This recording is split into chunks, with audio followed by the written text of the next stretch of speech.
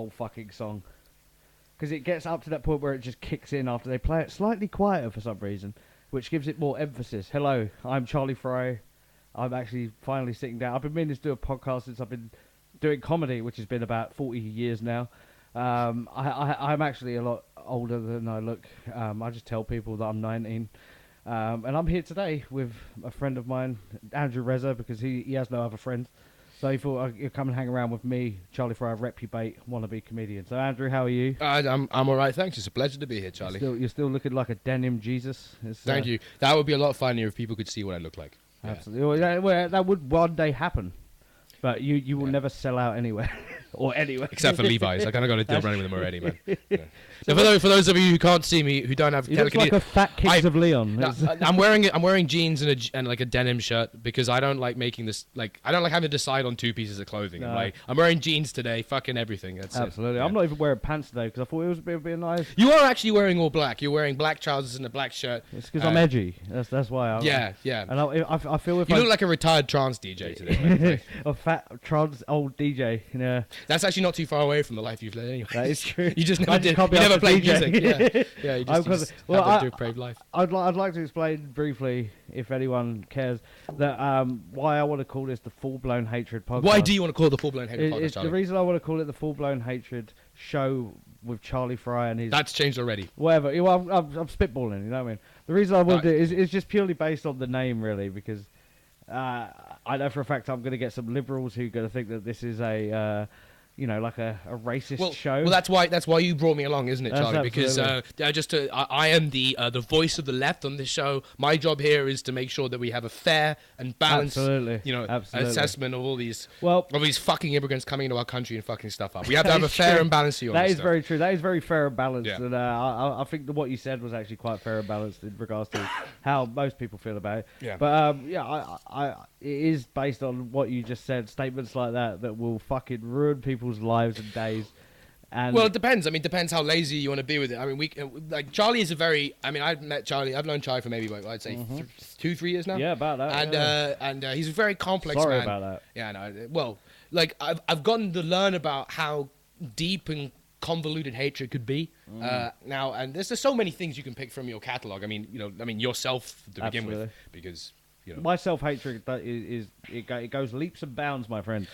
Leaps and bounds, and it's not for anyone else to care about either. Because I've had people say to me in the past, "Oh, you really put yourself down a lot." I'm like, the funny thing is, I've heard you say negative things about yourself around people. I've never heard anyone challenge you on it, man. They're just like, I'm a piece of shit. Well, it's okay. Yeah, it's fine. Like, all right, sorry, you're trying too hard. And that's it. It's not a self-hatred that I care about, but if I say something about myself that is self-deprecating or upsetting or sounds... Well, it's not... I'm not putting it on anyone. You know what I mean? I'm not going, oh, my dick looks like Alf's nose. You know what I mean? I'm not putting it on anyone as me being upset. It's just me talking. Wow. Mel, how long will we be going for? And now you're already hosting the fucking show. 3.5 minutes. We're going 3.5 minutes. Charlie has already had an emotional, self-hating breakdown. He's talked about his fucking misshaped penis. That's it. This is... No, but it's not... This is the Charlie Fry self-hatred therapy podcast. I think we should change it to the Charlie Fry self-hatred show. I think that's probably... No. I was going to say, because I'm commenting... No, fuck this, because I got to comment on this show, because you're taking this no way whatsoever. The reason I've... Actually, first of all, I want to explain briefly the reason why I've brought... Andrew Reza on to this show is because when I've considered doing the show, and apparently someone in the Illuminati has seen my act, and then what happened was I thought I'm going to do a podcast. I brought Andrew Reza along because they made me essentially because he himself is a member of the Illuminati. He is an Iranian French English guy who looks like fat Russell Crowe. Like. That's Wes Dalston, man. Like, don't get us mixed up. I look like fat Harry Potter. Get it right. I'd like to thank the Illuminati for sending him along.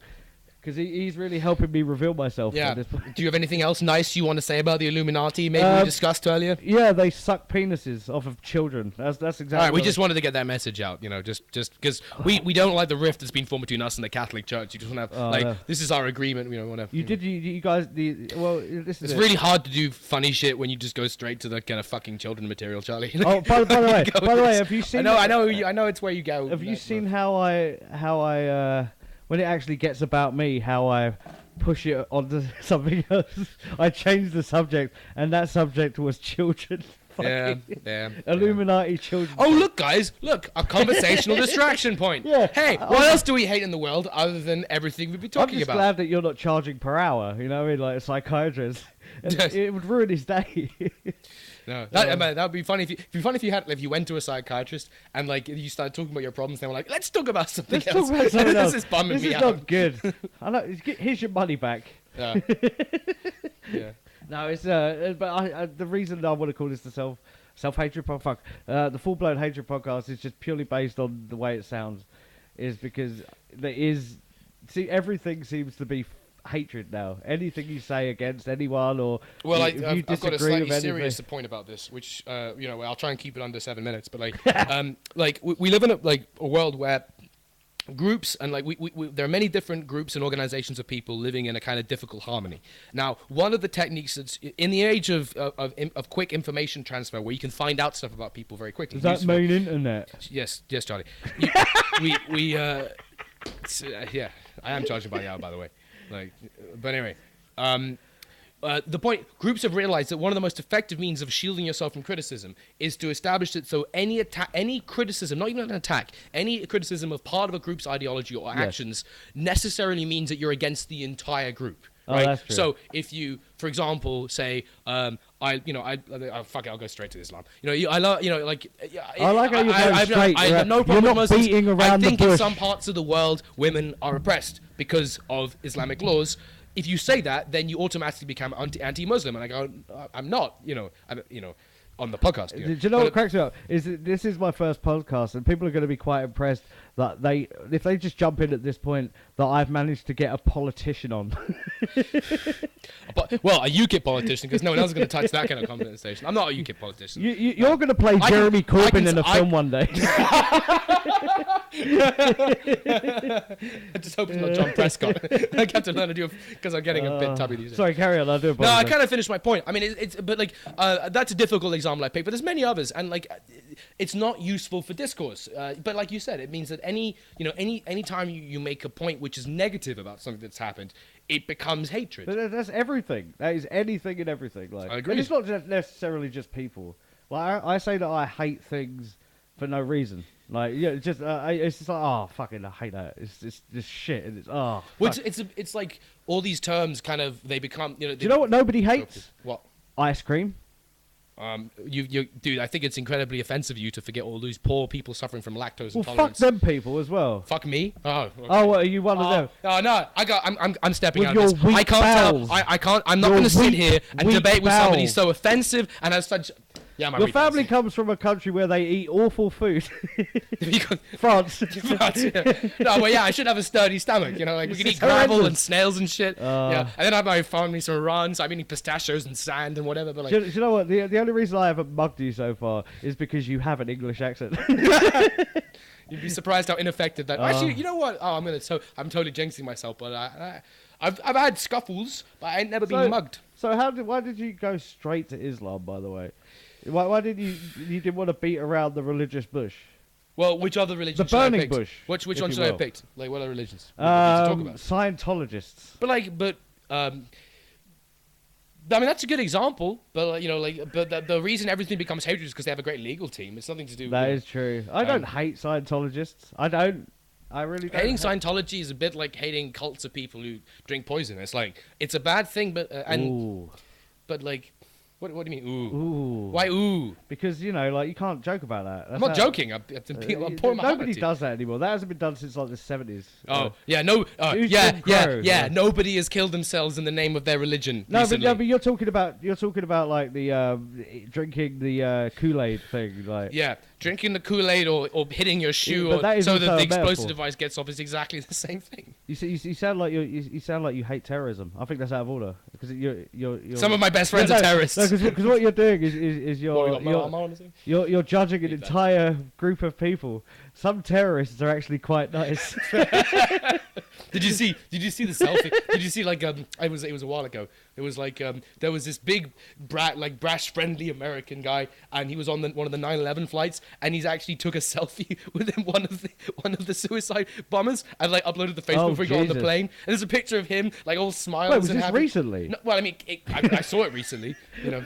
Or 16 years ago. No, but I saw the picture recently. Fuck you. The internet moves in has different paces and motions. Did it happen again? Yeah. Shit. I must have missed it. I don't like sequels. Like 9/22. Plot twist: someone bombs the mosque at the Ground Zero. Oh God, yeah, that is definitely some kind of hatred. That is. Okay. I've got to stop saying hatred because I'm trying to get it into the show. Rule 101. Yeah, okay. Maybe should we continue? Well, I don't even know what we're talking about. We're just talking about this is just fun. This is. Oh man. Oh my God. So why do you hate Muslims? I don't hate Muslims. I don't. You don't? I don't like Islam as an ideology. I think it's. I don't like a lot of religions as ideologies. Do you think it's very outdated? Well, this is kind of the point because it was very. Man, do you reckon they're jealous? I can be funny. I can try and be funny, or I can try. Try and be funny. Islam. That would help. But do you reckon Muslims are jealous that they don't have a time frame in history that is based on their? No. Like before Christ. No, I don't. Before Allah. There was Muhammad. There was no time before Allah, man. Oh, really? Was God, you know? No, well, you know, he wasn't though, was he? The universe. He wasn't that good. He doesn't seem to be rallying the troops very well. I don't know. Nah. Sorry. I don't know. I think his deputies are doing a fine job. Well, tell us your hatred. Tell us your feelings on Muslims. And we're not airing this fucking podcast. No, I want to know. My feelings on Muslims. I think Muslims are like any religious people. Are kind people who generally want to have a quiet life and get on with themselves, and they're around a certain religious ideology Isn't in their that life. people without religion though as well? Well, this is my point, because I've met many very religious people in my life, and so few of them have been dickheads. So few, like much lower portion than non-religious people. And I think it's because because all religions will have a moral code to them, and a lot of parts of them will be good.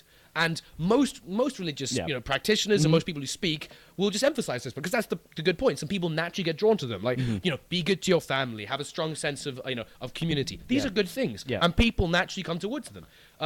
But again, you make a very fair point, which is that you don't need religion. We used to need that religion for this. Not really. Religions are an early form of human social constructs, where you have some form of order, where you get people together, and then we move through ages where that moves to kind of totalitarian, autocratic unions, then democratic ones, then I think back to autocratic. So what you're trying to say now is essentially religion, based over the amount of time that it's been around, is now hack. It's hack, and the problem is it's not only hack, but it's also it's heckling the headliner as it's on. You got like the rule of law, and like some form of vague. I'm not really a globalist, but like some form of functioning globalism, peace or what have you, or something approximating peace. And then religion's in the back going like, yeah, fuck you, let's kill the gays. Are we winning, you guys? And like he's just ruining the show because his time is over. This is a fucking great analogy. They have to get people to remove them. Excuse me. I might steal this and use this for my own act. This is a free gig. These comedians have come from so far apart. Let's hear for Buddhism. It's always topping on first. I actually thought about writing a crime drama about. Essentially, all it is it's all of these different religions who are mafia bosses.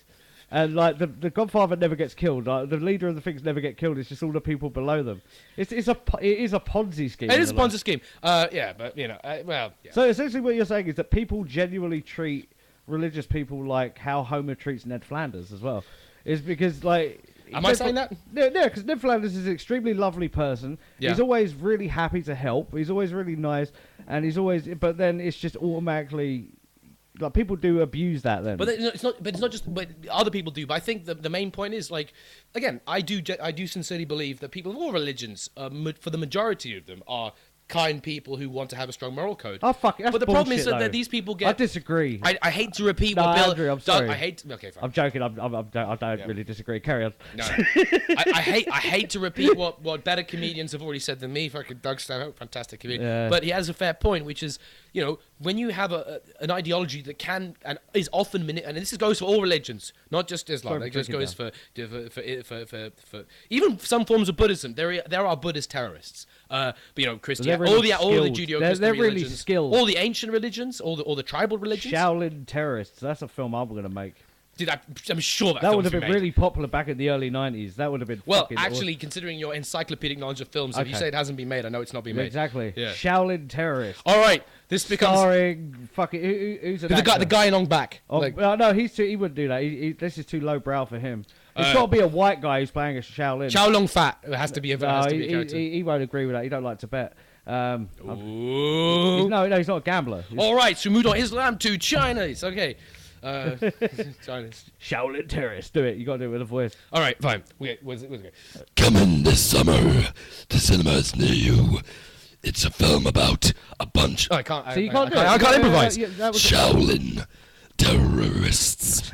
Terrorists. I could do that. I don't improvise mid voice very well. Who would be the star of? Because this is just changing the subject completely again. Mary J. Blige. Mary J. Blige.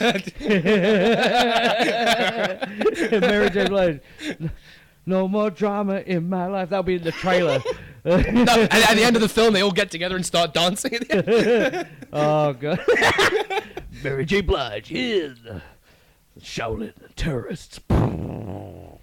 It would have Michael Caine in it. You were the greatest Shaolin terrorist we've ever had.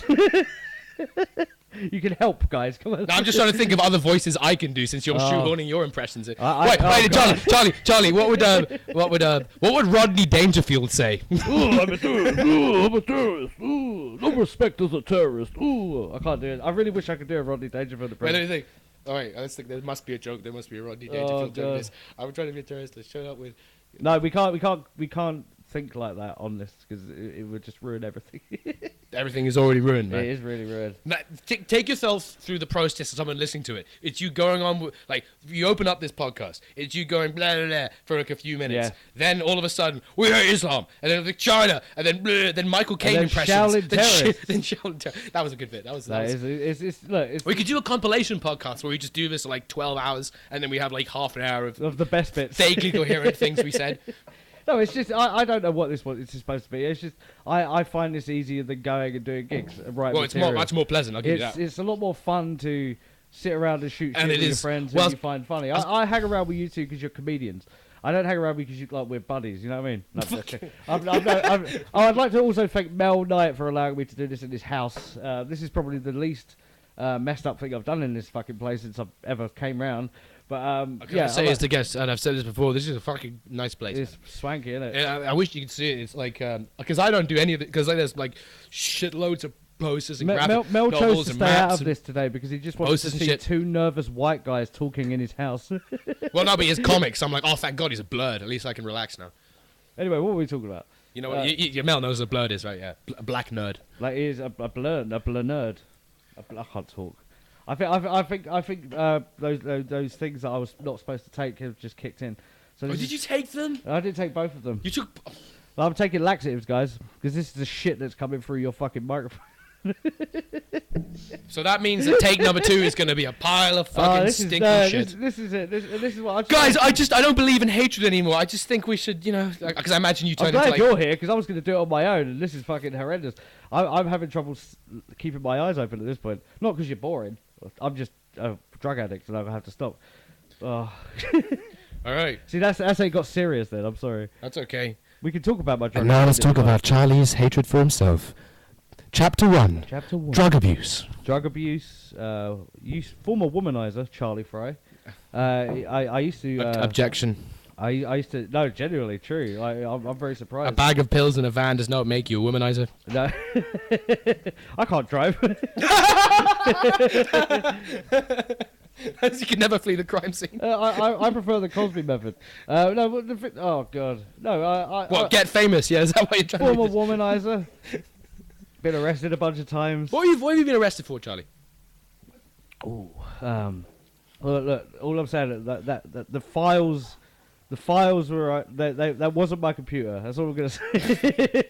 It's never good when you have a. Oh my God! Did you commit copyright fraud? I did. Yeah, I was downloading. Ladies and gentlemen, downloading the Fast and the Furious. The Charlie Fry. What is it called again? The full blown hatred podcast sponsored by Fact. That's yeah, they made me do this. And do you know what? I really would steal a car, a handbag, and all that shit. I really would. Yeah. No, but yeah, fucking. What was I talking about? My drug addiction. No, you weren't talking about that. What I've been arrested for. Oh, yeah, that's right. I've been arrested for a few things. One thing, I can talk about it now because who cares. Is there any pending legal cases? I was working at QuickSave. Uh-huh. Do you remember QuickSave? I'm not working class, so no. Your mum went to Waitrose and you slapped her around the face for being ignorant. That's not why I slapped my mum around the face. I was working at QuickSave, and I once again, for some reason, I'm even though I'm recording this and doing a podcast, I'm a person who pretty much doesn't exist on they exist on paper. Other than that, there's not really much. Do you have warrants out on your name? No, not that I'm aware of. But I was working at QuickSave, and I didn't have a bank account at that time because I was a retarded person, and that changed. But then I was working there for 6 weeks. They didn't pay me. And then I was working there, and I used to have a little bit of a thing where somebody would come in and they would scan. I wouldn't scan it, and I'll put it over like a bottle of booze or something like that. Oh, okay. And they fucking clocked me one day. My friends coming in there, and I got arrested by I had like 8 police show up to arrest me. So you were like a shit Robin Hood. Oh, it was horrendous, and I took all of the blame. Another time that I've been arrested. Anyway, yeah, I was working at QuickSave and I got taken out like I was, have you ever seen? Has anyone ever seen Wall Street? The film Wall Street. Yeah. There's a bit at the end of Wall Street where Charlie Sheen gets arrested and he's being led out the office. You mean and he's crying? I wasn't crying though, but I did try and keep my head down as if the staff members I was working with wouldn't know who was being arrested. Yeah, I've been arrested a few times. Yeah. How much did you serve any time in prison for? No, never. What do you get? Community service? Fine? I did get community service. I ended up working in a cafe with a guy called Bernard, who was in the army, and he used to speak like this. Was he an officer? He was. Was it Major Arnold? He looked like a. Oh, never mind. He looked like a cricket player. I can't remember his name. Jeremy McGrath or some shit like that. That's actually. I've met a few officers, and I have to say that's quite a good description of them. Also, probably one they wouldn't mind. Cricket player. Yeah, I'm playing a bit of cricket in my free time. He couldn't have been that great of an officer if he was a part of the chef's division. That was it. And anyway, but yeah, I got community service. I was working at. I remember once I did get arrested for. Assault. Assault, yeah, I did. I get to go into that story. But I remember the police called and they showed up at the thing, and I was standing in this, like, there was like a wall here, and then there was like a set of stairs. It's like an estate or whatever. Yeah. And I had a fucking tin full of hash. Yeah. Literally a tin full of hash, like, and they was like, "Hello, mate. You alright? Hello." You know, they did get out of their car straight away. I think they was hoping I would run so they could do that police stuff. And then I saw him. I was like, "Fuck, I'm getting nicked." So I took out the tin of hash. I put it behind this like little, what are they called? Weeds, little fucking weeds sticking out of concrete. And they arrested me. They took me in. I remember the car journey to the police station with that guy. Was the guy was really having a go at me for what I did. Oh, you fucking don't do that, you fucking and he was just this prick with that. You want to talk about what you actually did?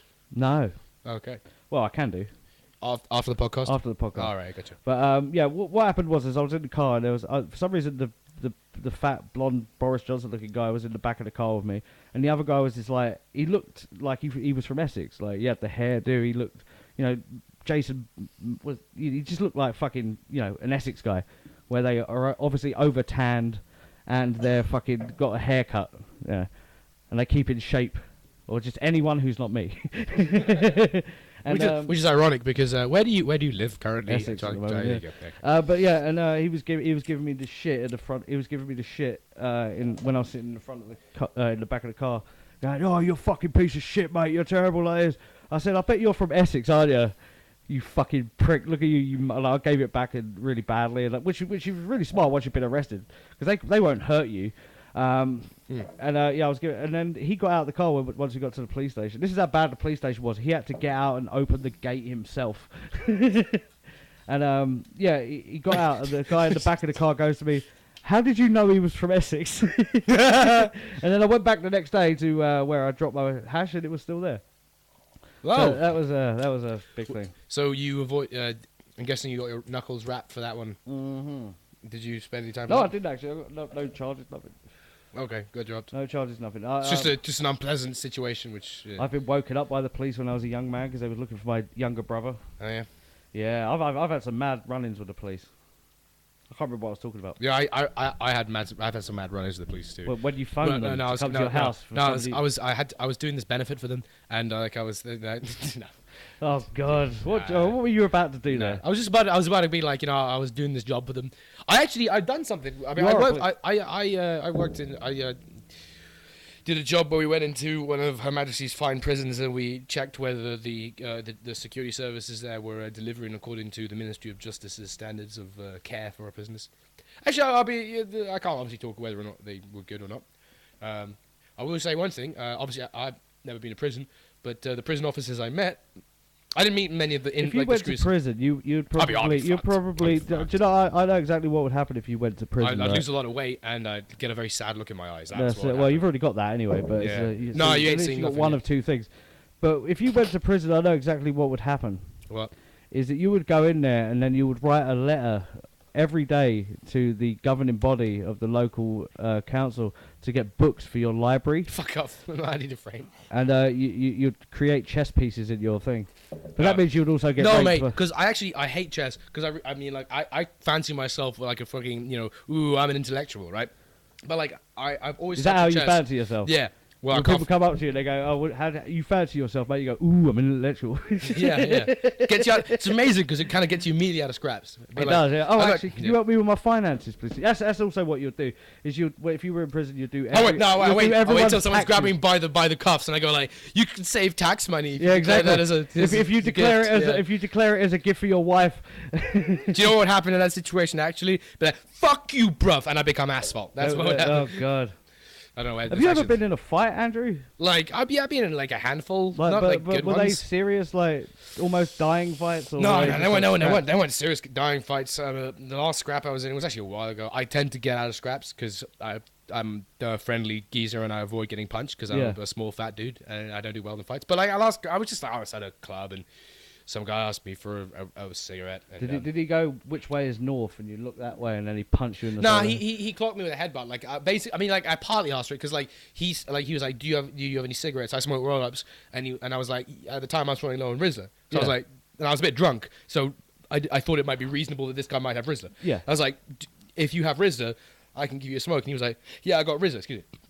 Anyway, so I hand him my stuff, we're chatting a bit, and he's close to finish, so I take my stuff back and I go, where there's Rizzlers, and he goes, hey, I don't have Rizzlers, and I go, no cigarette, and I go, no, nah, fuck it, you ain't got nothing, mate. Well, which I should have clocked, but then I said, all right, then no cigarette for you, Nazi, like two Nazi stuff, and knocked out of his hand. He grabs me, puts a headbutt on me, but he catches me right in the thick of my. The headbutt's a good method. Man. It's a good method, but he caught me right above my eye line, so like he was blind. No, man, because I got like a fucking inch and a half of cranial bone there. It just like he just kind of bounced back. Then he kind of started pushing me, and like at the time I was kind of. I like how he toned it down after he headbutted you. By the way, he started pushing you. Because he didn't know what to do. Because he was kind of hoping that would go down. So he starts like pushing me into the wall. Now I was sitting there, I was like, my right hand's free. I could just start panning him in the face. But like at the time, there was a girl in the bar who I had been chatting to, was part of a group, and I had good things going, and I knew, and the bouncer was literally right the fuck there. He was just watching it, and I was thinking like, if I start lamping him in the face, we're both gonna get kicked out. So I just kind of like pushed him back, looked at the bouncer, and he was just looking because he wanted to see a fight. He was like, oh, come on, do something. Do you reckon he was looking at you going, how cute? Maybe. But anyway, I mean, the bouncer came. Eventually, the bouncer came, pulled him off. He went into the street. I looked at the door and I was like, can I come back in? He was like, yeah, all right. I went back in, and I did not get laid, so I should have fucking punched the guy. That's one of the saddest stories of my life because I should have fucking punched the guy because I gained nothing in the end. Aren't you a judo guy? Don't you know judo? Yeah. Yeah, you do. I totally forgot what you were talking about. I was like, yeah, you do. Yeah. I mean, now not so much. Like, what belt are you? Brown's, the one before black. Rubbish. Yeah. Oh, that's all right then. Yeah. But like, I mean, right now I might as well. I mean, I haven't done it in years. I'm not. But when was the last time you had? Was that the last fight you ever had? That was the last fight. Actually, funny enough, I only used my judo once in a practical situation. This is the thing with judo. It's like it is a combat sport, but it's not like a violent combat sport. It's counter. Yeah. I used it once. I had a friend, a nice friend of mine. His name's Ryan was with Vincent Mevans. In case he listens to this, that's a great name. Yeah, it's Vincent Evans. But like, but anyway, he's a nice guy. He's a fucking big guy. But like one night, I don't know what that means, Mel. Oh, sorry, mate. Yeah. Oh, was the camera there? I do apologise. All right. I didn't know we were filming. Oh, hello. Hi. Are you filming me too? All right, fine. Oh God. But like, anyway. Alright, cool. But anyway, I had a mate of mine who he got really drunk one night, got really upset. He had some girl issues at the time, and he starts just lamping around. Can you grab me? Sorry, Mel, can you grab me a beer, please? Yeah. I'm trying not to piss by drinking more beer. We'll just hang into it. Do you not want to hear my hilarious why judo is useful? Absolutely. Thank you. All right. Well, it's not hilarious, but when my friend starts, he's really upset, and he gets really pissed. He starts just swinging at everybody. So I have to kind of move him away from that and get him into a taxi so he gets home. And the reason judo is useful because I don't want to be punched in the head by this guy. He's 6'3" and 250 pounds. Yeah. He's really drunk, so he's not connecting very well. But it means that every few steps down the pavement, I can kind of trip him, get him on the ground, just sit on him and go, calm down, get back up again. We go another few yards. He loses. I hope this podcast gets 3,000 views, so I can be oh, sorry, I promise I'd stop talking about that. Cause no, that's fine. I'm just watching you. I'm just watching you drown in your words. It's really fun. I've got a condition. I talk a lot. I have to say, due to this being my first podcast, I really should have not been this fucked up. I have to say, because but it's your podcast, mate. I'm sitting here just all of a sudden, kind of drown. I'm trying not to drown in my. I'm listening to you talk, and it's there's other reasons why you might be drowning a bit, Charlie. You could say anything to anyone, and it would sound worthwhile listening to. I talk to people, and they just let's not listen to that sentence. One of the guys I work with, right? I was talking to him, and he's not used to talking to people like me because he's done pretty well for himself. All this shit. Who? This guy I work with, right? All right. And when I don't know, I was just talking to him, and every time I talk to him, he just starts yawning. And I'm like, Jesus Christ, am I really? I know I'm yammer on and I talk a load of inane shit, but when I'm talking about stuff that I need to talk about, it's usually to a point, you know. But it's just the fact is, I hate that. I've actually said that to comedians before, and this is one of Mel's favourite things that I say. Is I went up to this guy and I was talking, he's a comedian. I said, "Oh man, that was really good set, all this shit." He goes, "Oh yeah, how are you?" Just out of courtesy. And I said, "Oh yeah, I'm alright, man. You know, fucking life and shit." And he just rolled his eyes, as if because he didn't. He asked me the question, but he didn't want to hear it. Yeah. So I said to him, "Oh, I'll just fuck off then, shall I?" And he was like, "Oh no." So I don't stand for that shit no more. You know what I mean? Good. Someone's yawning. If somebody finds me boring, that's fine, but don't talk to me then. This is it. I've never understood. This podcast is really for me. I've just realised is for me to vent what I actually feel about a lot of things, because I don't talk about myself on stage. I don't talk about how much my sexual orientation means to me, because it doesn't. I didn't discover anything. Now I'm watching you drown in your words. Yeah, you really are. No, but I don't have what a lot of people have in regards to a meaning to what they do. You know what I mean? Everyone seems to have a thing. Fuck you. You think I have a meaning to what I do? No. So you're irrelevant like me, so it's fine. Yeah. But it's nice to be here on the Charlie Fry Loser podcast. You at least have a bit of you are a. I'm a white guy from England. I'm a white guy from England. No, you're not. I am for all intents and purposes, man. You're a Mexican. Is that you mean Mexican? You should be Mexican. And Reza, eh? I learned that my name in Spanish, Reza, it's an Iranian name. So it's an Iranian name, Reza, but in Spanish, Reza. Well, I know they don't all speak like that way, but I learned Spanish the classical way. I didn't do anything. But Reza or Reza. You just like shouting at people. Just egg and chipsy. That's my Spanish. Lager. Calling, mate. Prostituta. Oh, God. Yeah. That's not hard to find in any language. Nah, exactly. You just make a fucking, I visit a prostitute myself. I'll get back to that though. But your name means in what language? In Spanish, it means I don't know if it's prayer or to pray. It's something like that. Oh, okay. I figured out what my name means in English. What? To fry? No, it doesn't. It means. Oh, a friar, like a town friar. Fry means free person. All right.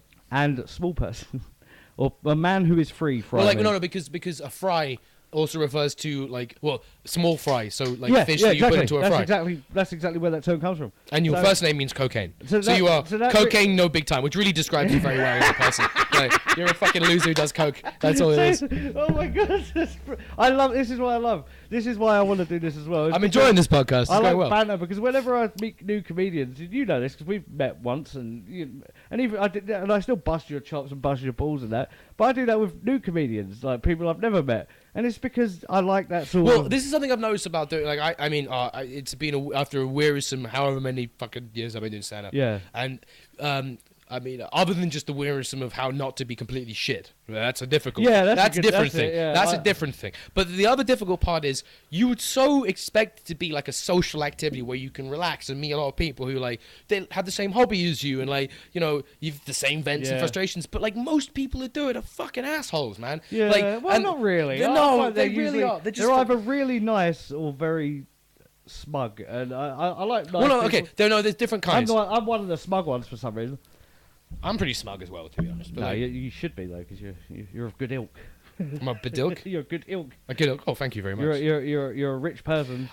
Who wants to be poor. I have this running. Oh no, I want to say this in the podcast. Go on, say it. Go on. No, mind. Go on. No, so I okay. If anyone actually ever ends up listening to this, so in addition to being a comedian spectacular, see, I became Spanish for you there. Thank you.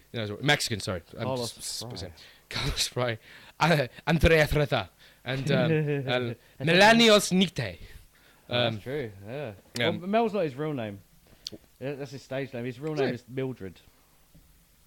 You sure not Mildew, which would explain this flat. I'm here all week. I really wish Mel would kick in. Because Mel doesn't have a lock on his door. He looks like he's actually he looks like he's not working on anything. He's just hacking some kind of mainframe. No, he's selling all the NHS's details to China. He looks like the black guy from the Matrix looking at the screen with the green light. Which one? The guy who ended up conveniently dead because he sold the DVDs. Oh, did he? Yeah, I think was it Tank? Not Tank. No, Tank. Tank was the one who got killed. No, he wasn't black. He was the Hispanic guy. Yeah, he was the, but they were brothers. Yeah, what was his name? Switch. No, it wasn't Switch. Mel. DVD. that was his rap sheet. Betamax. What was his fucking name? Dozer. And I think Dozer was the one who got killed. Yeah, actually now, they both. Well, yeah. Yeah, but actually no.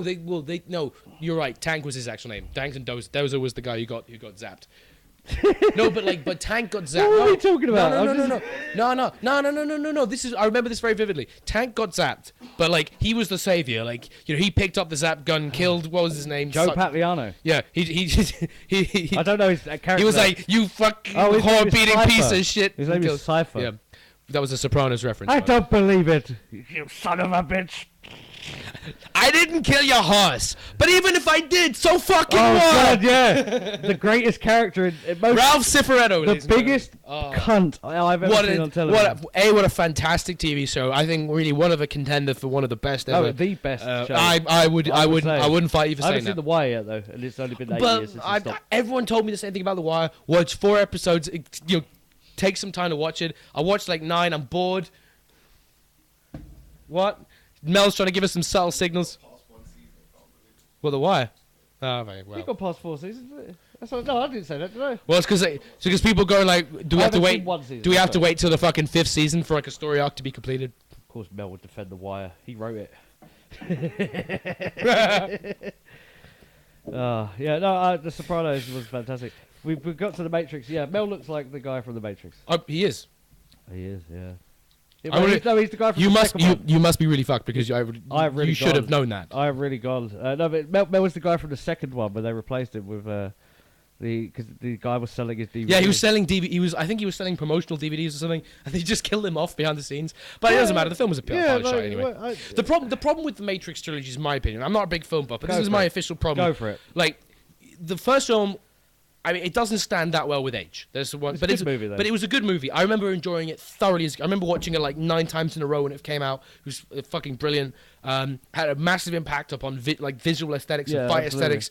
But the problem is, the end of the film, Neo becomes Jesus. He flies into the camera. Well, He's that's perfect. That's pretty much. He's learnt the Matrix. He's invincible. He can't be taken down. Say that. The dramatic curve has been completely finished. How do you introduce Jeopardy? jeopardy into it afterwards. Absolutely. And you do it by end all of these people. Exactly. So all the second and third films don't make sense, and also, I mean, they also shoehorned a lot of very bad kind of Judeo-Christian philosophy into it. But there's no stress afterwards because Neo is Jesus. There's nothing else. The film is finished. Jesus, as much as Luke Skywalker is Jesus.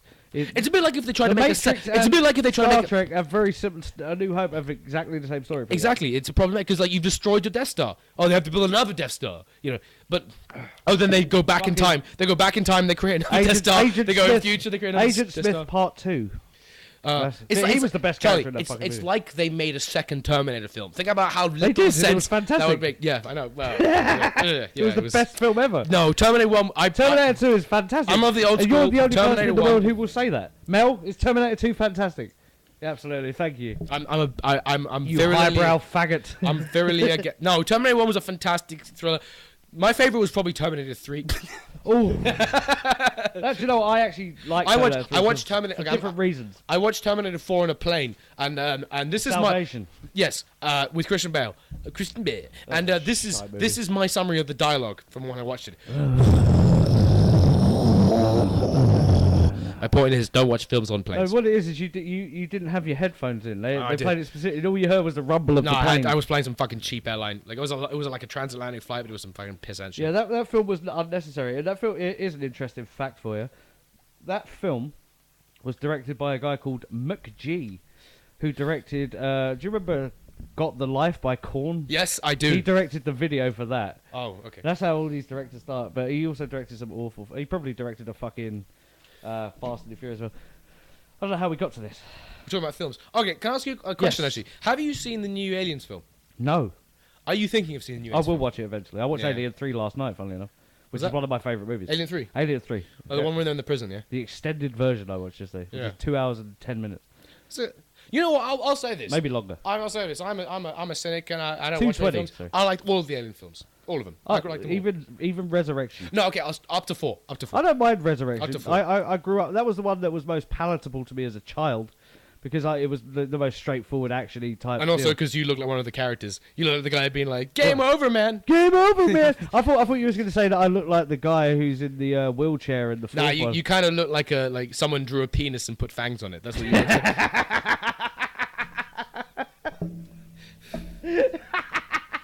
That is the best one I've heard so far. Thank you very much. I heard somebody. I was at a gig a couple of weeks ago, and I was just, I just banter, slam people and stuff like that. And then he goes to me. Oh, look, that is Charlie Fry, the total epitome of what's terrible about the London open mic comedy scene.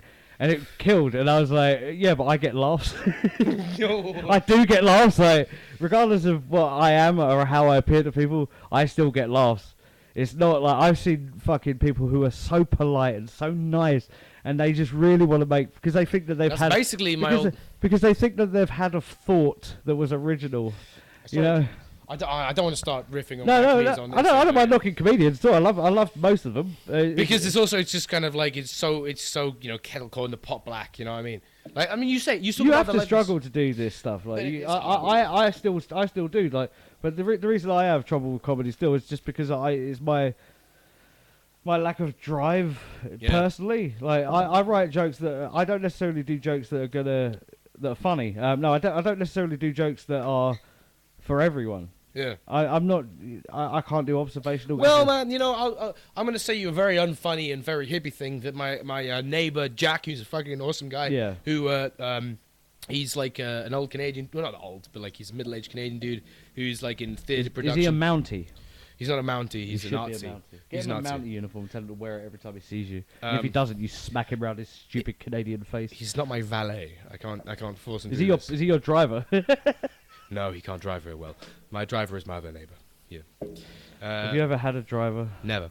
You never. Well, I mean, like I've been in an Uber. You've never been lifted to school by a you know, that's actually one thing I think is really great about Uber. Like, I'm like Richie Rich, and you have banter. With fucking Charlie Fry. I'm trying to do a joke here, and you just try and do a roast joke. That's fucking. Are you Miss Daisy? Did you? Am I Miss Daisy? No. Go on, sorry, I do apologize. No, I was just saying is like as a posh guy, I think Uber is a really fantastic thing because it's like giving the working classes a taste of what it means to be posh. You know?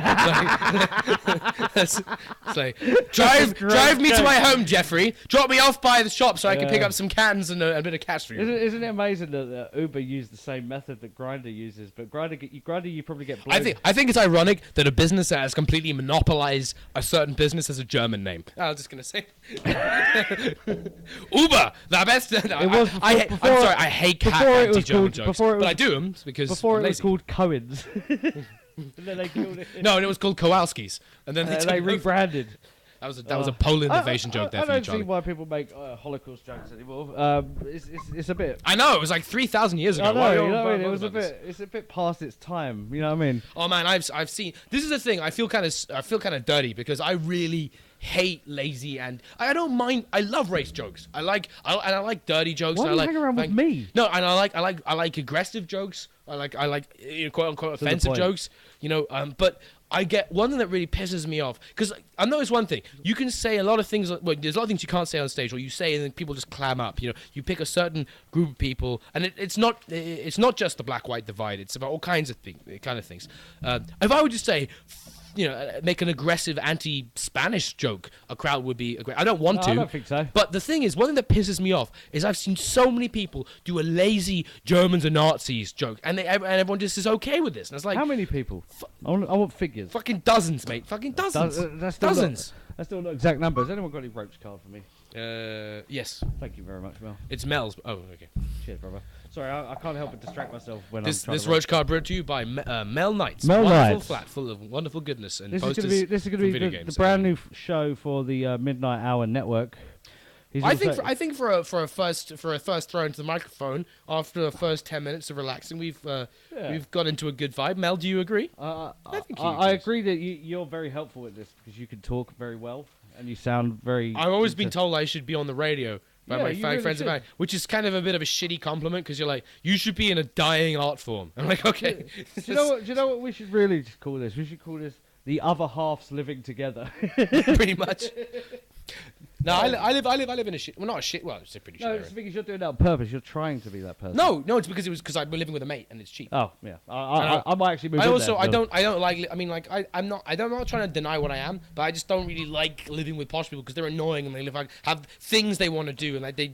Whereas if you live with a bunch of like Italian and Spanish immigrants who are kind of chill, you have dinner all the time and you drink shit out of teacups, but like everything is nice. Like you have a 3-course meal on a plastic plate, which is exactly how it should be. I did the wrong thing. Because it's the right kind of general. But I'm ranting. I ended up living with Romanians.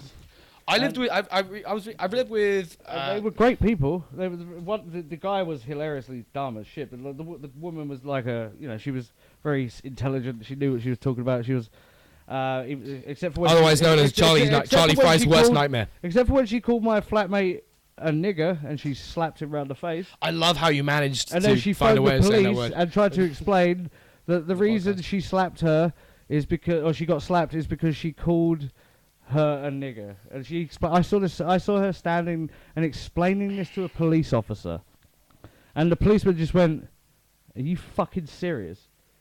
Yeah, and she did get arrested though. No one got arrested. And also these Albanians, Albanians? You mean Romanians? Oh, Romanians, they're all the same to me. But the family, they were nice people. But I remember after my mates moved out, the ones who I actually liked, they moved out, and they had this party for like their birthday, and it was just like, it was horrendous. Well, how so? Just, it was all Romanian people, and they kept. Yeah, that sounds absolutely horrendous. And it was, bro, it was bad. Like they had a handmade sign that said "Happy Birthday" on it, and it was in this room with one chair. I'm gonna put myself on the other side of this argument. Continue. Go on. No, continue. That's fun. The reason why they're fucking thick as shit is because what happened is after my friends moved out, then we had this free room where they had their awful party, and then one day I was just in my room doing what I was doing, not paying rent, you know. And fucking, and all of a sudden I heard this massive crash. And what they've done, they've gone up in the loft and they've thrown this giant bag of magazines in. So in the loft, you've got the wood bit, and then you've got like the shit, the stuff that keeps you warm. Can't remember what it's called. Insulation, which I sold for a day. But anyway, and then they threw it, and it went through the ceiling. That's pretty unfortunate. And then I walked into the living room like, what the fuck just happened here? And they was like, oh, we're going to sue the landlord. You really should come in with us and sue the landlord because we just threw this massive bag of magazines and it went through the ceiling. Well, that could have fell on someone's head. Well, that's what they said to me. My experience with Romanians was a bit different. I'm not knocking them for being Romanian. I'm just knocking them for being retarded. No, last time I hung around with a bunch of Romanians. I was at a birthday party with some middle and upper class Romanians, and they were a lovely bunch. We drank shitloads and sang songs. You only choose the good ones to hang around. That's not true. I hang around with the ones, the ones that you see whenever they make like a hostel film set in like the Eastern Bloc or whatever. Like they're always in like really old, like. So you hang around with old doctors. No, they're all really old, and they have like old pony tracksuits on.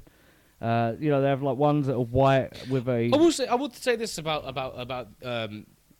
the Romanians, the Lithuanians, the Polish, and a few other assorted. Enough about Brexit. No, the Catholic. I don't know what the correct terminology is. I guess Slavic, Eastern Europeans. I've moved into an area close to where we are talking here. I live in Bounds Green. We're in Wood Green right now.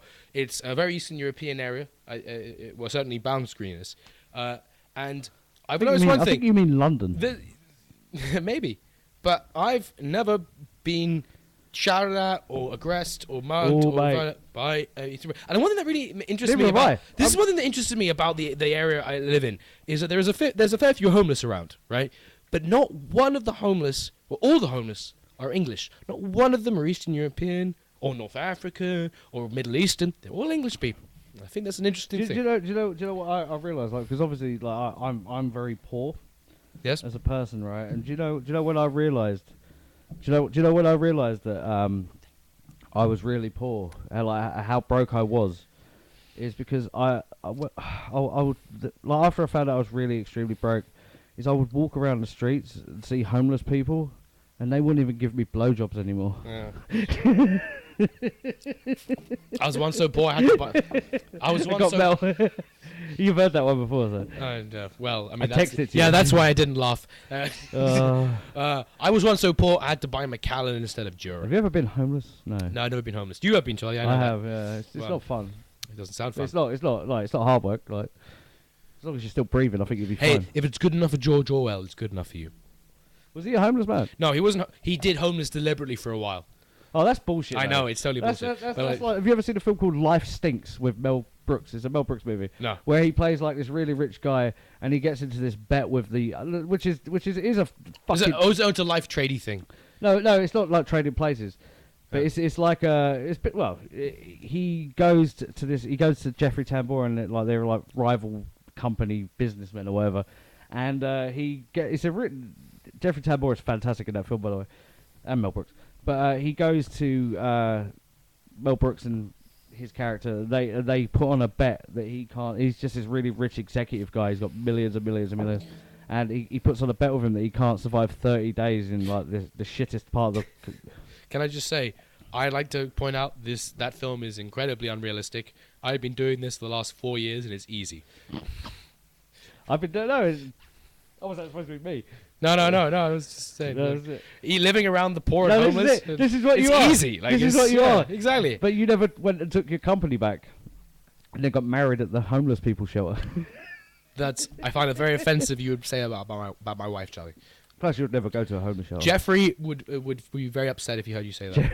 Is that her name? Yeah. Well, her. I forget. Confused. What's she changing it to? Wait. What's a female name like Jeffrey? Jemima. No, she's a Giovanna. She's Italian. Giovanna. She's Italian transsexual. Giovanna. There you go. That's good. That's pretty close. Giovanna. Anyway, I met. Break it down. No, I live with. my housemates, my friends, are a bunch of lesbians, and I met some of their friends as well. They're a bunch. They're like a pride of dykes. Yeah, pretty much. And I met one of their friends. There's an Italian girl called Giovanna, right? Giovanna. And she was beautiful name. She was beautiful name, beautiful woman, fun person, very aggressive, like very boisterous, like very boyish. And at one point, like, was around like their place, like having some dinner and shit, and she was like, "Let's punch each other in the arm." And I'm like, "All right, fine," because I was drunk. Right? And then I kind of stand up, and then she punches me in the arm like fucking hard. And then I just go, "Okay, ow." Then I look at her and I go, "Turn the man on." Then I was like, "Fuck, I can't hit her." So I just, because like it's just me, because I'm fucking milquetoast middle class. Do it on my fist. So I just do the level that you hit her.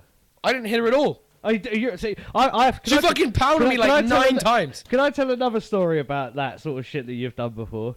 You know exactly what story I'm going to tell as well. What's that? Would you mind this being broadcast? I don't. Which one? With, Give me some factoids. What, the woman going yeah. I don't mind that being known. This is one of my... actually, fuck it. You tell it. Let's hear this, because this is one of the greatest stories I've ever heard. Man, it's... okay, fine. All right. This could end the fucking show. This is it. This is the one. It's not that great a story. It's I stand by my decisions. Okay. This is someone. Oh, Mel. Give me your fucking... Oh, you go on. Sorry. All right. Fine. So I used to live in cool part of East London, which I hated. It was a pile of shit. You got ripped off. Well, I didn't get that badly ripped off. I don't in case that guy listens. I don't think it was ripped off. No, I had the place didn't touch. No, I'm just saying. This is all sidetracks. That just shows how much money that not that he did it. It's just the amount of money that you paid. Like I basically lived in a 2-bed place alone and paid a reasonable wage for that. No, but I'm not. Had he been there all the time, maybe it would have been a bit expensive. But he was never there, so I had a place entirely to myself. That makes sense. All right, fair enough. That's a good reason. I'm not knocking the guy. And he was a good dude. I'm not knocking the guy. I'm just saying. It's just the amount. It's based on the amount of money he had to obviously charge. For the podcast audience, that's not. It's not that much money. Now we're going to argue, right? Because it's just that's the amount of money he had to charge you. Yeah. It's not. I don't. But I would not pay that for a room. I understand. That's all I meant. But as I said, I don't know. I pay a lot less in my current place. But thanks, Charlie. You're taking less hours now. I haven't. I worked 3 hours over the last 2 weeks. Tell your story. Stop getting all right. Well, you distracted me. All right. So anyway. Oh man, it's been. I don't remember how to say it. Finally. Go on, mate. This is fantastic. So I'm at my place, and by the way, before you say that, does he know about this? No, I don't think so. Does he know the person? No, I don't think so. Do you know? No, not him. The person you were living with. Yeah, it's one of. Does he know the person? Did you tell him the story? I may have talked about. He knows what she is. So. Yeah, cool. Right, go. I was just trying to, because if you're worried about me offending him about the amount of money he charged you for your room, this is gonna because you don't know the relationship. I didn't know what the relationship was. All right. So anyway, one of his friends. I'll tell it in a way that I think will make Charlie laugh. I don't necessarily think it's a funny or interesting story. Oh. All right. So anyway, I'm around my place one night, and I nearly said his name. The guy is there, and your buddy, my landlord. And we'll just call him Junior for now. Son of Maverick. You fucking piece of shit, Charlie. No, you live with a guy called Junior. Don't matter. Anyway, go tell the story. Yeah, because okay. I don't give a fuck. If he has a problem, I'll talk to him. He's alright. He's a nice guy. Well, I'm the one that's going to fucking tell the story. Tell the story. Whatever. Okay, one of his friends is around, and it's a female friend, and they're hanging out, and I'm going to say hello because I'm a friendly guy, and she's like hello, and he's like hello, and we hang around for a bit, and I crack some booze. Cool. Crack some booze, and we have some booze. Junior goes off to bed, and like I'm having a good time. Like I'm not thinking anything. Of course. I'm not particularly interested. I just let it come in. I remember I had a decent gig, so I was in a good mood. Yeah, so I was in a good mood. That happens every 6 months. Come drink. I got these bottles of beer. Well, not beer. It was wine and shit. But like we've got some bottles of wine and shit. And so we Junior goes to bed because you said his fucking name. Goes to bed, and then me and the chick hang out for a bit. And then we're having a good time. We're having a good time, just chilling. And all of a sudden, she turns to me and goes, I need 20 quid. I need 20 quid. This guy is going to fucking beat me up. I need 20 quid. And I'm like, okay. And she's like, well, she didn't say the beat up thing. Oh, no, she did say the beat up thing. And she was like, and I was like, whoa, okay, this is a bit much. And like, I'm a little bit suspicious because of the twist. She did not strike me as someone in great personal jeopardy beforehand. There is a Tell the fucking story, man. The story's about to end, man. So like, I'm just trying to build up for the finale, right? And then she's like, no, do you need some relief? Do you need a bit of relief? I'll suck your dick. She says relief. Did she say that? Did she say to you that she would suck your dick? No, she just. Did she say that to you that way? Because that would have been a closer for me, bro. I would have been like, yeah, fuck it. I was like, no, thank you, and I was kind of pissed off. But then I kind of thought about it, and I'm not terrible. Like, I'm not like rich, but like I have a pretty lucky life. And like I was like, I didn't really believe her, but I thought, whatever the fuck you're showing, Mel. I didn't. Anyway, so I went to the fucking cash point. I got it 20 quid and I didn't get my dick sucked. That's what Charlie wants to hear. That's what Charlie wants to hear. The fact that you could have you gave her £20. I was not sexually attracted by that lady. So what? White guilt. White rich guilt. An appeasement of my white rich guilt gland. I have a gland in the back of my fucking head that kind of seeps out guilt into my fucking bloodstream. Because I've got fucking white jeans and a nice comfortable life, and it when shit like this happens, it fucking secretes shit in my blood. And by giving this fucking manipulative fucking woman 20 quid and kind of going on my life, it fucking soothes it and it stops bleeding for a few. Do you know what else soothes that? Getting your cock sucked. By some slag who's in your house who said you gave her the £20. Charlie Fry, I fucking hate you. The only thing you are down at this. The only thing that went down was your bank balance. You pussy. You should have got blown and been like, oh, I can go to sleep now, and I helped this lady's life by giving her my jizz. Like, she wanted your jizz, and you paid for it. And oh God.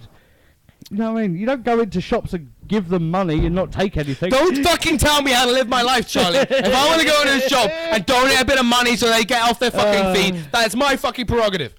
Oh God. Oh, anyway, look, we could do this all night because I'm on so much drugs right now. Yeah. This is getting really fun, man. I really enjoyed that podcast. It's one of the most pleasant podcast experiences I've had. This is just because I don't know what this wants to be. All I know is I listen to a lot of podcasts, a lot of radio, and I've always found that talking to comedians is a lot more fun than just going on stage sometimes and just cracking. There's a difference between material and comedy in a lot of ways. Because some people are really funny with their material that they write, but then you talk to them and they don't know how to. But it's kind of vice versa. Maybe I'm the other way around. Like, I don't know. Like, my material's fine, but it's not.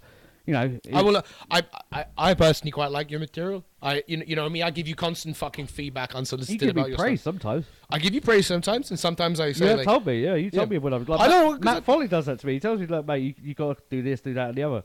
Because I know I've got. I don't do it to a lot of people because like it's just arrogant. But the only reason I do it to you is because when I see you say something that's fucking hilarious, and I think a lot of things you say are fucking hilarious. I kind of go, that should be everything, like all of it he says. Yeah. You know, and there's no beating around it. It's just. And I feel indifferent. You haven't given me too much specific bit advice because my shit is way too convoluted. No, anyway. But you give me general comments. You give me persona comments, which I appreciate. The type of comedian that you are is, first of all, rubbish. No, but the type of comedian it's just that you're like with you have this, as you've been told before, this automatic likability. I have this, and I think you might be able to attest to I think some of our listeners who heard to my earlier Islamic points on this podcast might disagree. Well, but I don't do that on stage. Don't worry. I do charming. The thing is, like you're as you've been told before, that you're a very likable person. I sort of have this aura that when I go up on stage that I don't want to be liked. That's just your body odor. Would you attest to that? Would you attest that I'm not trying to? No, I said that's just your body odor. Oh no! Oh, that time, yeah, dude. I really do. I want to apologise actually. No. Let me apologise. I really do actually want to apologise to Andrew Reza, right? Because I remember once I was down at I did a gig, G&B, the only gig that I do because it's the best to do, really. I suppose it's a great gig. It is a great gig. For fucking, I did a gig and I was really happy with myself and really cheerful. And no, don't worry, I'm not doing that. No, actually, speaking of that, I'll tell that in a minute. But yeah, and I was I felt really happy with myself. And then all of a sudden, Andrew Reza pops his head to me and he goes, "Oh mate, what was it you said? Something about... Oh, you smell or something. Yeah, so I need to take a shower. Yeah. And I went off on you, man. And do you know what it was? It wasn't really a matter of embarrassment. It was just merely the matter of, like, I don't need to take this from this fucking guy. Like, I know, like, the thing is, when I'm having a day where I am stinking, like, you know, you've had it, you've known, I'm a tramp. I'm a fucking, I don't care if I stink, like, sometimes. I'm really selling myself. But for some reason, I did a good gig. I was happy, and then all of a sudden, and I went off on you. And you were. I will say this. I said, don't ever fucking talk to me like that. As if you. What it felt like was that you were my boss, or like. Okay. It came from a place which, like, I knew that I was pogging. I knew, and I was like, I'm here. I came from work and did a gig. I knew it, but it was just like.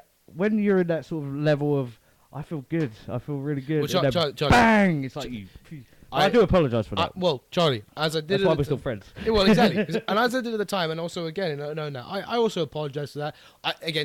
I will say this for the podcast that I saw the last gig I saw you at was 3 Chord Comedy run by Lucy Garcia and Chris Bow. Nice people. Chris Brown, sorry, not Chris Bow. Chris Bow is related to Johnny Rogers Comedy, which is fantastic. It's a lovely bunch of people, fantastic gig, really cool. I'll be hosting a quiz there on the 22nd. Nobody gives a fuck about that. But okay. But okay. I'm getting paid for it. Yeah, again. More than I've done in comedy. You shouldn't say that on a public forum when the tax advisors can hear. Fuck that. I don't pay taxes. What are you all about? Anyway, carry on. All right. What was I saying?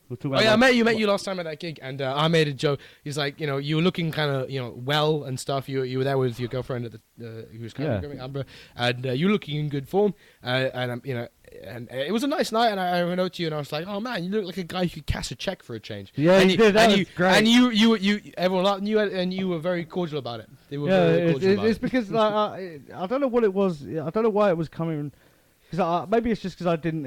It didn't. I understand, man. No. Because it wasn't a joke. It was genuine advice you gave me. That's what it was. It was. I tried to do it in a jokey form. No, but it wasn't. And I took it the wrong way completely. So I do apologise for that. I apologise. So should we just go suck each other's dicks now? Let's. All right. That's really. This has been a wonderful, enjoyable podcast with Charlie Fry. I'm the host.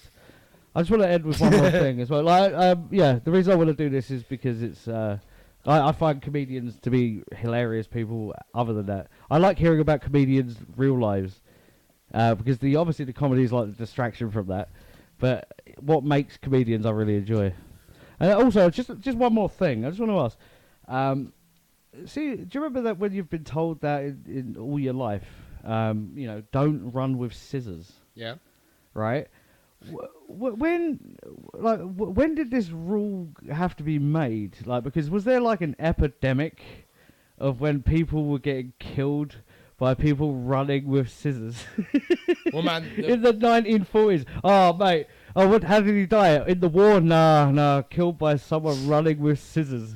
Well, beforehand it was don't run with long swords. Exactly. Yeah. Was, you know. But it's which is difficult because. But surely you shouldn't run with any sharp object. Unless you're going into battle, but or you know, carrying the Olympic torch. How many people? I want to know how many people died of people running. Do you know? Do you what I want to know? I want to know how many people died because people holding life-saving scissors did not run. Exactly. Did not get to exactly. They didn't get to where they were supposed to. How many people did not need to die? I don't mean to wreck your chair, Mel. No, that's fine. We didn't. I need to find. Do you know what would help that? Some scissors. Yeah. Oh, where is the guy? Oh, he's not running. Fuck, we're fucked. You know, ladies and gentlemen, if you come away with any message, it's run with your scissors. Scissors are a critical life-saving commodity. The thing is, I've realised as well that there's 2 methods of running with scissors, right? Okay. One which is obviously threatening, and then there's one which is not obviously threatening, but seems to be the way more people die. It's the threatening one where you go, Allahu Akbar! And you exactly. A bunch of people. Exactly. You wear fake canisters in London Bridge. It's disgraceful. Is that what they did? Yeah, they did. Oh, yeah, fucking. Ugh. Yeah, but anyway, some Millwall fan for instance. So that place used to hang out actually. That place, but fucking nice place. Yeah, like that's the people stabbing people on the pavement and running them over them is not okay in my book. I did not mean to make this political at all. It's just even though it's a full-blown hatred podcast, so you're absolutely right. But I'm mildly irritated by that. But what gets me? What gets me the most is the like dramatic as I said, camera there are two forms of running with scissors. Like when somebody's running at you like that, you know you're in trouble. But it seems to be when people die from being killed with someone running for scissors, that they're running with them close to their chest. I tell you, and then they do that thing that they do in films where they stab them, and then it's got the guy over the shoulder. It's like, ah. Do you know what, man? And then the blood starts pouring out of his mouth. And then he's shaking, and he rolls back, and then the guy helps him down. Yeah. We're gonna be I really. want to find out the statistics for running with scissors because I think that this is a scam. You can't kill someone with fucking Crayola scissors. I remember being a kid and being told not to run with scissors. You couldn't even cut paper with them fucking things. We're gonna be really fuck when these Islamic jihadists figure out how to make double-ended scissors. Do you know what we need to do? Do you know what we need to do to solve this whole Islamic crisis thing? Don't know. Yeah, I mean, no. Anyway, thank you. Thank you very much, Andrew. This has been it's very been pleasant. an absolute pleasure, man. Now we can go back to being friends.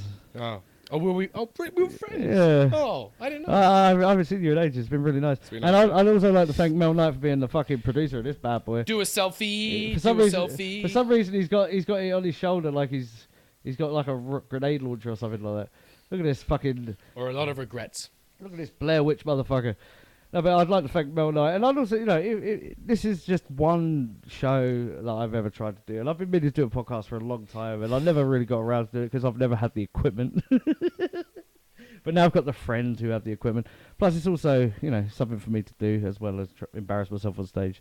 But I'd like to thank Andrew Reza and Mr. Mel motherfucking badass motherfucking Knight for producing this shit.